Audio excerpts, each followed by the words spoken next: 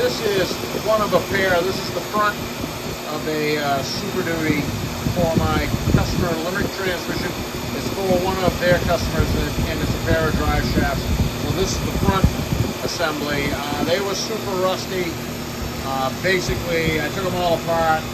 The tubes had lost a lot of the wall thickness, and they were really diminished right at the welds on both ends. So I retubed them, cleaned it, took all the hard parts apart, cleaned it all up, sandblasted everything. I did marinate them in Vapor Rust for a while, and then blasted them up. So they're cleaned all up. The hard parts lived to fight another day. It's the tubes that were pretty much poached on both of them. So a pair of 1350 snap tights, boot kit, ball kit, all the iron parts, well, the casting's not iron, they're steel, but those are all reused.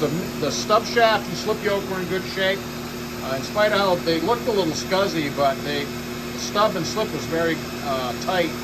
And I'll put the factory boot kit back on it. You can see it's got a grease fitting whizzing around. That's my trademark, kind of like on these things. I always drill and tap them, put a grease fitting in them.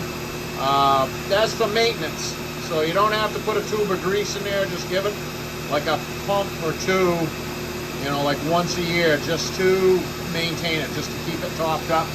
It's probably got enough red grease, real high-tack red grease is what I use, in there now for its lifetime. So, like I said, don't put a tube of grease in there.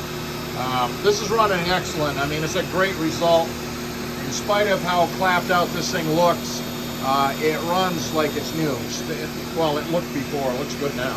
So that's zero at the front axle, dead flat zero, and zero at the transfer case. So we're going to say that's a win for the Super Duty.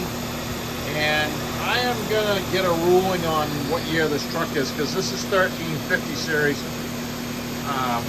front and rear, and the later ones were 1410. So I'm thinking this truck's easily maybe 20 years old, and we'll look at the U-joints that came out of it on the next one at the rear, and the service life of these snap-tight U-joints.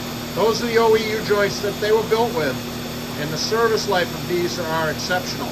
So we'll look at that coming up on the rear shaft when I do the rear one when we tune it up.